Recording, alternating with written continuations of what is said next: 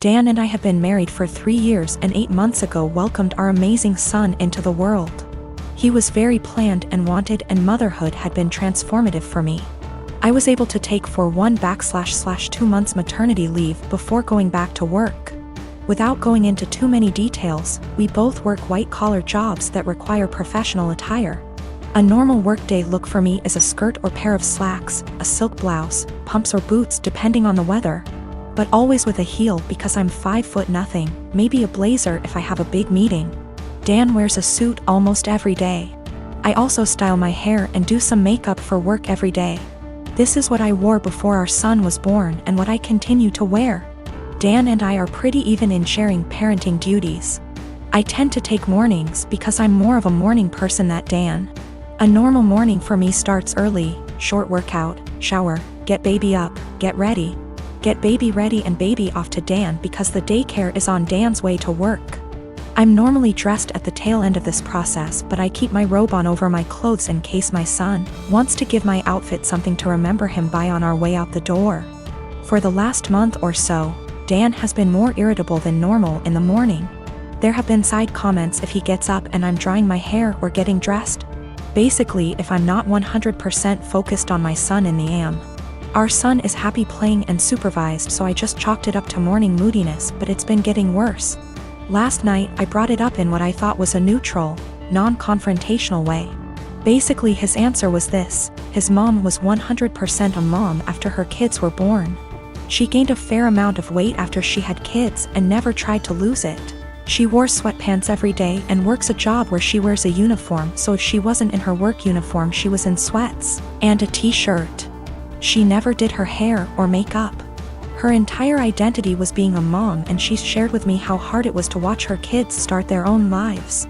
Dan thinks I don't care about our son as much as he does since I worked on losing the baby weight and still put effort into my appearance. I feel like keeping this part of my identity actually helps me be a better mother. I love my son, but I'm still me and I still have the things I like to do.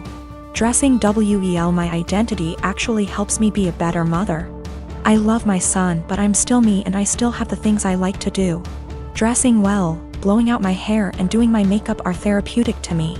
Now that being said, my son is my life, and if I knew that not doing those things but guarantee him a happy, healthy life, I would stop immediately. I told Dan that my son and I have our morning routine and he gets lots of time and attention before I go to the office. Dan said he wasn't looking to fight, but he just wanted me to think about my priorities and my time management. So I am 22 years old. I don't have much knowledge about finances and stuff as I still live at home as I'm at university. I do, however, pay my parents about £300 a month rent. I pay my own phone plan, buy material stuff I want or need, pay out for other services like for music or whatever, and try to put as much as I can in savings whilst still keeping enough in my main account for day-to-day purchases. Currently, I am saving up for driving lessons and hope that if I pass decently, I can use some of my savings towards getting a car. I'm in my final year of uni, so I'll be done and able to work full-time when all this happens. I also decided to get a credit card so I can learn how to manage credit wisely and build some up. My credit score is good for someone of my age and circumstance, but obviously it's nothing great in comparison for other stuff. I should point out that at most I only plan on using this card with a total adding up to £100. I've stuck to that so far and only actually used it twice, with these purchases only adding up to £80, and I paid it off quickly. I do not plan on exceeding my limit anytime soon, as I've heard far too many horror stories of people just using their credit card too much cause it was handy and getting into debt. The only people I disclose this to is my dad, as my mom has the tendency to blab to my brother and sister-in-law, both 28.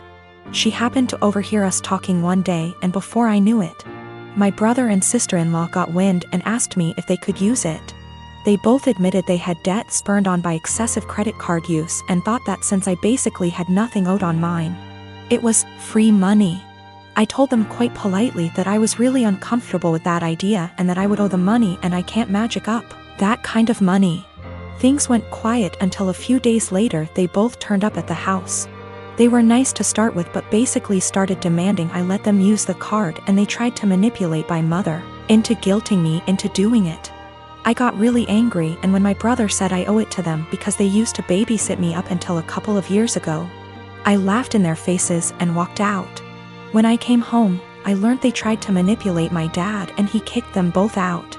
My mother then tried and he told her to go too, and she is currently staying with my brother and Sil. The only person on my side is my dad, who tells me they're all trying to take me for a ride and they're trying to manipulate me cause I'm young, and they think I'm vulnerable. My brother, sister-in-law and mom on the other hand think it isn't a big deal letting someone else use my card. It's really messing with my head, and I just want everyone to stop being in an argument. I have a daughter, Sadie, with my ex-husband John. We got divorced 5 years ago and I have primary custody while he sees her 2 weekends a month. Last year, he got married to Amanda, who has sole custody of her kids from a previous marriage. Amanda is a SOM, not for any health reasons or so on, she just doesn't want to work, while John works at a 9 to 5. He makes good money to support them, but not enough to live in luxury. I have a much higher paying job. Since it's just me and Sadie, I make sure she has the best possible life. She goes to a private school, set her up a college fund, and she has much better things than most kids: phone, clothes, etc. I still manage to raise her to be humble and not take things for granted, and she's one of the hardest working people I know. Always making sure to get good grades and keep her room tidy. Well, the last few times she came back after a weekend at John's, I noticed that the clothes she was bringing back in her duffel are A, not her size, and B, much cheaper and poorer quality than what I usually buy for her. I asked her why that is, and she told me that while she's at her dad's, Amanda takes away her nice clothes and gives them to her kids while Sadie gets the clothes they buy from Target. I asked her if she wanted them back, but she said she didn't mind sharing since all her favorite clothes were kept here. The problem came when I went to pick her up last weekend. I had a business meeting and couldn't drive her over, so Amanda offered to just pick Sadie up from school, which hadn't happened before. When I got there on Sunday, John and Amanda asked me to sit down with them, and when Sadie came to hug me, Amanda sent her to her room quite harshly, saying her punishment wasn't over yet. I was confused because Sadie very rarely misbehaves. They sat me down in the kitchen and said that it was unfair for Sadie to be going to a private school while her kids go to a public one. So they decided that Sadie would be pulled out of private school and put in the same school as the girls. They also said I should keep up Sadie's punishment because when they told her, she blew up at them, told them it wasn't fair, and yelled that Amanda and her kids weren't even her real family, that all they did was steal. I told them in no uncertain terms to off. I would not be pulling my child out of a school she likes, away from her friends, because they can't afford it. I told them they could easily make as much money as me if Amanda started working in her field because she has the qualifications, and the job market is very good. I told them their money problems are not my issue, and if Sadie's items get stolen again or they try to pull her out of school, I'll be taking this to court. They've been blowing up my phone ever since, calling me a selfish. And after telling the story to a friend, he told me I was rubbing my success in their face. But I still don't feel like I did anything wrong. I got temporary guardianship while waiting for a court hearing. We're going to try to get full custody and have John get 1 day a week of visitation, supervised for at least the first few months, and no contact with Amanda or her kids. This way, he still sees Sadie just as much and they can try to repair their relationship, but she doesn't have to go back there. All contact between us is made through emails, which are CC'd by my lawyer, and I've asked for Sadie's things back. I've talked to Sadie and we've decided that she's going to try therapy for a little while to help deal with everything that's happened. We've had the hearing and our custody arrangements been modified. Any and all decisions relating to Sadie are made by me, and me alone. John has supervised visitation once a week, and Sadie will continue in therapy to deal with all the issues Amanda and company have caused her. They tried to push for 50/50 custody split on grounds of alienation, so me trying to put Sadie against her father. But we made it clear from the start that we wanted to keep Amanda and her children away, and wanted supervision only because we don't feel safe leaving him alone as of yet, but that we were open to modifications.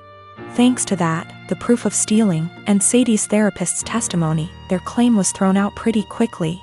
Amanda's pissed, and has tried to contact me and Sadie, but I made it clear to her that if she keeps harassing me or my daughter, I'll have to make this known to the authorities. Sadie and I have blocked her everywhere, and any communication between John and us is made through text messages or emails only. My wife and I have a 2-year-old son and have been married for 4 years. Our anniversary was a month ago and we found a nice, secluded cabin on Airbnb and rented it out for a long weekend getaway.